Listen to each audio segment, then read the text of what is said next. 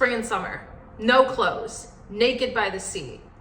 Miss Honey. Hi, hello divas, and welcome back. You may be asking yourself, Mac, are we giving Huckleberry Finn? To which I would say, thank you for asking. I just thrifted this hat. I've been craving a floppy vintage style, so like a square top with like a flimsy brim hat that I can wear in Croatia, which I will be in May 2nd. And the hat just arrived yesterday, so I'm testing it out for lice. No, I'm kidding. I bought this for a mere $7, which I think is a steal. I'm very okay with that. But yeah, I was just testing out the hat because I love it so much. And I love buying an accessory because it's something I very rarely remember about. Whenever I buy one, I feel like a fashion god. Outfit check of the day. So I didn't actually leave the house in this. I was just wearing my overalls and then I put my thing on, but can you see? We really got to figure out a better way to get this done. Oh, just thrifted this bad boy in Prague. If you follow on Instagram, you're probably sick of hearing that phrase, I thrifted this in Prague, but I'm just romantically involved with everything that I thrifted in Prague, so I keep talking about it. I want to start with some small, sustainable, or small batch brands that either I've recently come across or they did some drops recently that I'm obsessed with and I think everybody should support. Number one, I want to talk about Tyler McGilbury. It's a small business. They have a lot of really unique pieces that I have not seen, and this mini skirt with this top, like this whole set, damsel in distress. I melted deviously. I melted with a cause. I melted with a plan. I melted with someone come and rescue me and buy me the miniskirt. Anyways, I sent the link to Nina. Hopefully she'll buy me the miniskirt, and if not, I'll buy me the miniskirt because someone's doing it. I love the top, but unfortunately for me, I'm not always comfortable showing my arms and skin around my upper body. I'm not comfortable investing in pieces I know I won't be excited to wear 100% of the time. And to me, anything about $30 is an investment. I'm probably the cheapest motherfucking stylist you'll ever meet in your life. Do you think that we've just gotten so out of hand with the quality and fabric of clothing and what we're charging for them? You cannot be selling me polyester a place like Zara for $70. It blows my fucking mind. It really does. Anyways, I digress. I always do. This brand in particular, I think they're offering a really solid price point. The quality is often organic, like this tank that I'm really interested in. It's ethically made. And the pieces are unique. I think so many times we have to do a trade-off with clothes. They're either made ethically and they're boring as hell, or they're made ethically and they feel like shit on the skin. This is just one of those brands that's both interesting and ethical, and I feel like that's so impossible to come across. Also size inclusive. I want to talk about my sustainable spring and summer wish list. I don't know why, I just have a really hard time spending money on clothes, which I think is such a funny thing. Maybe it's because I'm constantly looking at them and shopping for other people that by the time I notice my wardrobe is really empty or just not inspiring, I'm too tired to go look for myself for stuff. I think I also get satisfied a lot of the time. I'll see something that I really like and I'll recommend it to a client that I think would go great for them, and it satisfies the shopping urge for me. You know, I kind of get to live vicariously through other people, so my closet tends to stay pretty stagnant. It's only during this transitional time that I thrift and add things to the wardrobe in a bulk. I'll buy 3 things at a time, or 4 things or 5 things. We're at one of the very rare moments in time where my wardrobe, because of the move, also feels like it's missing some pieces, and I'm in the process of rebuilding it and adding things anyways. Spring is here, transitional weather is upon us. The girls are feeling frisky and the wallet's feeling full, and I'm just ready to do a little thrifting. I want to talk about the things that I've been craving. It is a craving. When I want to wear something, I crave things like movies. I'll crave watching Finding Nemo, or I'll crave watching, crave watching Aragon. Just these really specific movies from my childhood I haven't seen in a while, and I'll crave them like you'd crave a snack. And so I crave wearing clothes and owning clothes in a similar way. It's just like a gut feeling. One of the things that I've been craving and has been sticking in my brain is Wedges. Probably gonna be a little controversial, but I wanted a pair of Wedges last summer. I thought to myself, maybe I don't want Wedges. Maybe I just have a feeling that they're gonna be kind of maybe trendy in 2 years or 3 years. Just wanna get ahead of it. And so I didn't let myself buy Wedges last year. It's not a good enough reason to add something to your wardrobe for the sole purpose of it being a trend. I'm stubborn. It's now spring again, and I was thinking about them a lot last summer, and the itch hasn't gone away. I still haven't really seen them anywhere. Being reinvented. I'm talking like a wedge. I'm not talking like a platform. I'm not talking like a cutesy little sandal with a foam bottom. I'm talking a 2012-17 magazine, feeling frisky at Sunday school type of wedge. An espadrille bottom, like a hemp woven bottom, and like a floral top. So I found this one little detail and it's like $1. So I was like, oh, I'll just try them. And then I found these wrapped floral ones. And I could not shake them from my head. The idea of these peeking out of a low-rise baggy jean with a cute summer blouse and like a little bag like this in the summertime, mesmerized. I was mesmerized. Like, but they're $60. She's selling them for $60. So I was like, that's a little bold for a wedge. It's a little bold for a wedge. Think about it. For like a couple of days, I tried to let it go and it just kept popping up in my mind. And if I'm able to sleep on something and it repetitively shows up and I keep thinking, oh, this outfit would have been so cute with these shoes, then that's a sign that I deserve them. I want to also go over the kind of themes of spring and summer, my wardrobe that I'm thinking of. Themes of spring and summer: no clothes, naked by the sea, Miss Honey, floor length rayon floral dresses with rain boots, long pendant necklaces. I'm feeling very 2000s for some silly reason. I don't know, maybe it's just the spring and I immediately correlate spring to 2000s. I also found this wedge, which was just like my Polly Pocket Dreamland wedge, and I wanted it so bad. This is the one that Nina was like, I'm drawing a line. I'm sorry, but I can't respect this. That's when we got a divorce. So yeah, a wedge. I have many plans for a wedge. Small business, Meyer. This is one woman. This is a one-woman show. She hand makes all of these items. They're still at an amazing price point for that. Quality and material, of course, is fantastic. I'm obsessed with her button downs. I myself haven't gotten a chance to get my hands on one because they're all vintage, one of a kind, and she makes them kind of to order. This top in particular, I really, really have my eye on.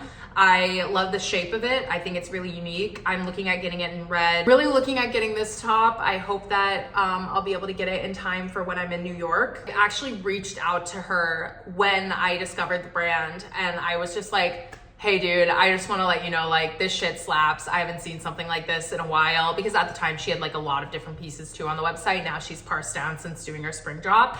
But I just was enamored by her work and what she did and what she offered the world. And I think that it's something completely worth sharing and talking about. And it's one of those brands that really does shapes so well, playing with fabrics and the weight of it all, and creating interesting shapes in colors that can be diversified and worn in so many different ways. So this top in particular has really caught my eye, but the whole brand I think is a gem. Okay, let's talk about Broo Callahan. These brands are like undiscovered, I guess. Broo Callahan is a brand that I'm very curious about. I don't own any of their pieces. I have recommended them to clients and clients have loved them.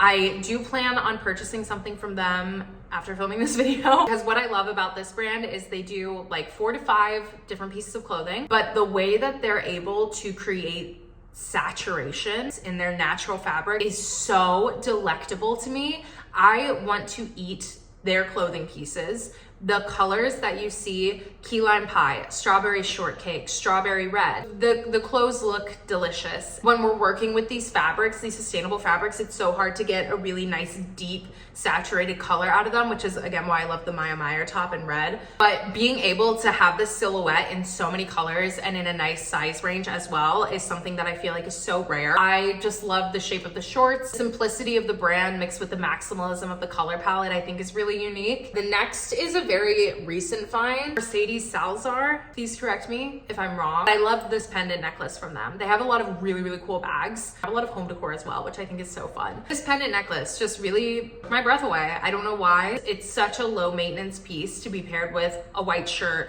or a tank top. Love the whimsy of it. It does remind me of that like 2010s. Looking for a new necklace, I'd say like 2 years now, because I originally had this beautiful necklace that my boss gave to me when I worked at a styling boutique on the Upper East Side like 7 years ago. It means the world to me and I love it. And Olive gave me when I moved a New York City MetroCard charm I just threw on to that pendant necklace, and I wore it all the time. A huge part of my personal style is lack of jewelry, something that I really had to come to terms with. I didn't get my ears pierced until I was 20, and I just let them close up because it just wasn't for me. A huge part of my personal style is no jewelry. The way that I grew up, we very rarely got access to new clothes. I didn't step into a mall to purchase a piece of clothing, I think, until I was 17 years old. Everything was secondhand. Everything was from the thrift store. And if we had money, like if dad got paid, we went to Plato's Closet. So there was no room in my wardrobe growing up for accessories. Spending money on things that weren't to clothe your back. Very, very complicated relationship with money and spending it on clothes. And so for me, jewelry just never made the cut. I loved my pendant necklace because it was very singular, it was very non-frivolous, and it was something that I wore all the time. I slowly started to move away from that when those big chunky charm necklaces came about, and I thought like, oh, maybe that's what I want, but I very quickly realized it was just kind of like a trend intercepting my personal style and my brain. So I held off on that, and sure enough, that craving passed.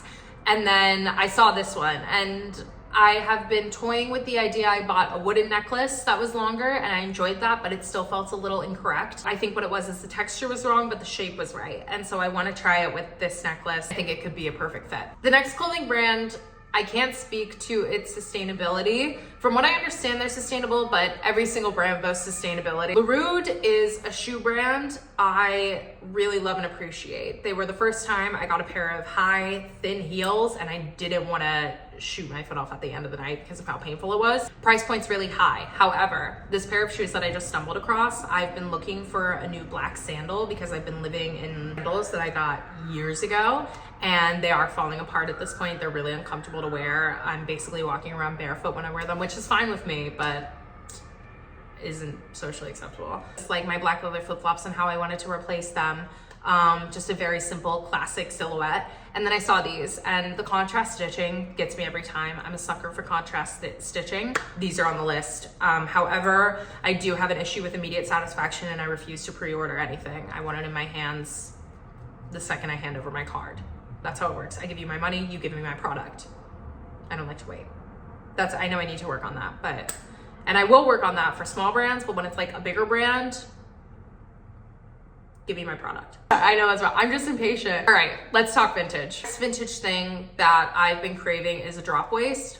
I always buy my clothes like 2 sizes too big just because that's how I prefer it. I like you to never know what I look like. I like my body to be swimming in fabric. So when I say drop waist, I want to buy it 2 sizes too big, and I saw this red one. The girl who posted it was like, oh, this was my costume to be the dancing emoji. I was like, not only do I respect this dress, I respect its history. I just think a drop waist that's like a size or 2 sizes too big, shapeless. I love shapeless clothes. I love clothes that have nothing to do with the body and are interesting on their own. I think that this dress would be super cute paired with some fun little funky sandals. Wearing my bug eye ass glasses all the time.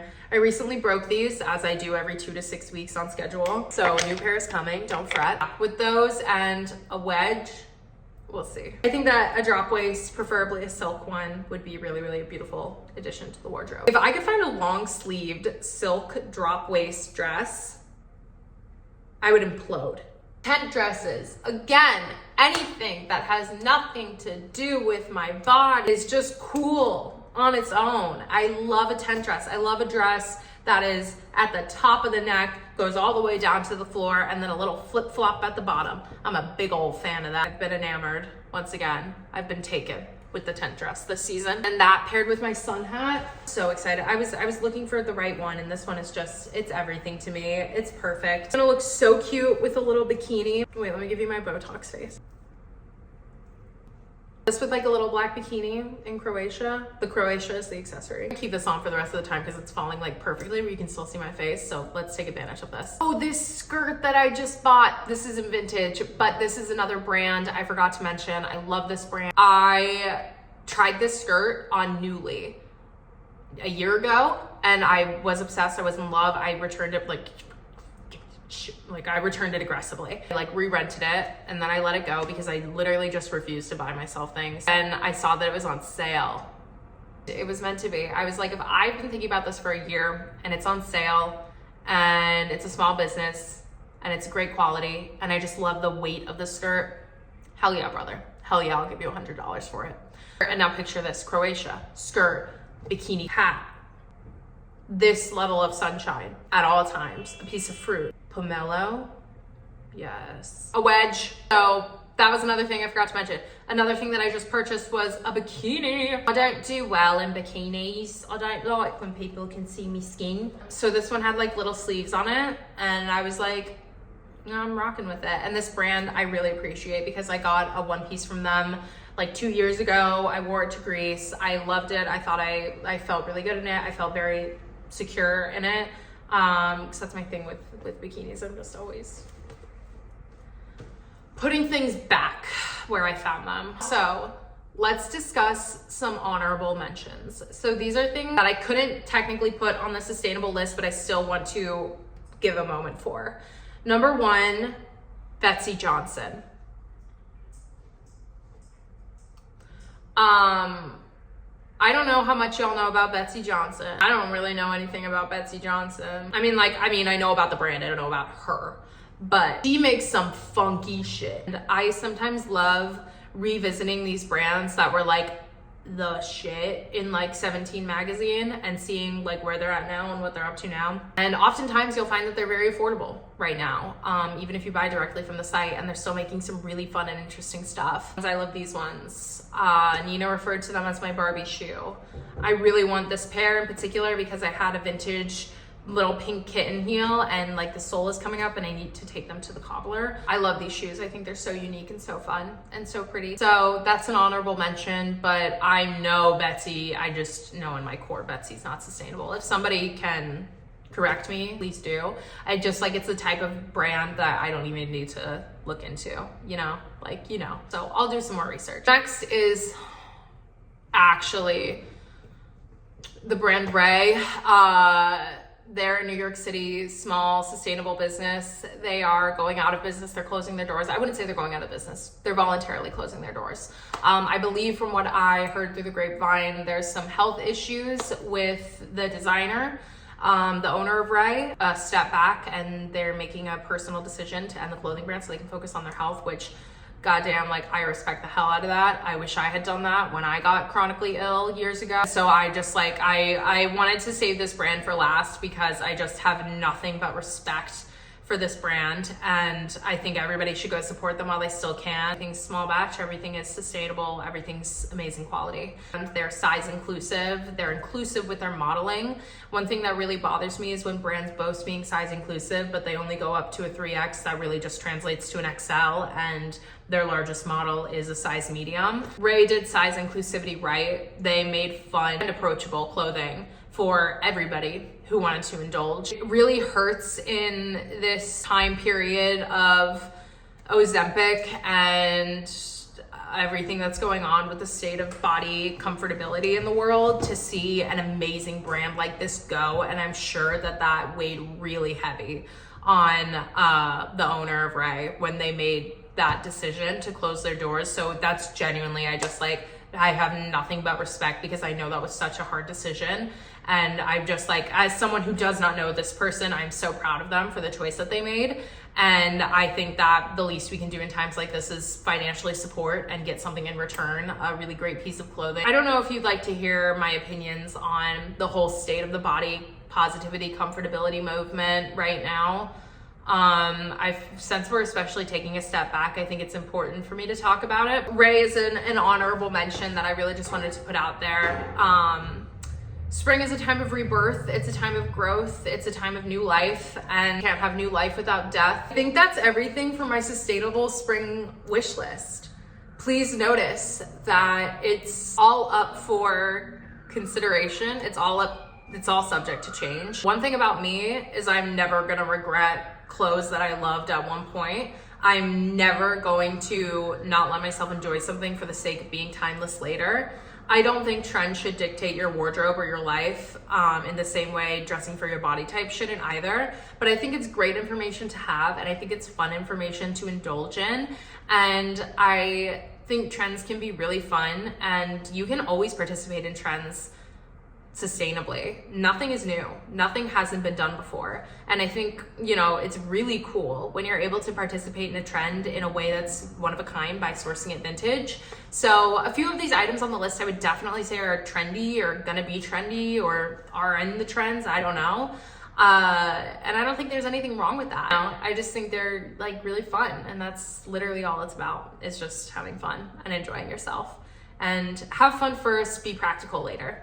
That's the way I live my life personally. Hopefully this video was helpful. Hopefully you enjoyed watching. Hopefully it was just interesting to watch. I don't know. First I have a video on aging, then I'm gonna post this, I think, and then I'll post my little vlog that I'm doing right now. So we'll see, because I'm really excited to show you guys like my life besides me sitting at this chair, because I think there's some good stuff going on. There's some fun stuff. Thank you so much for watching, and I'll see you soon. I'm gonna go eat falafel. Bye.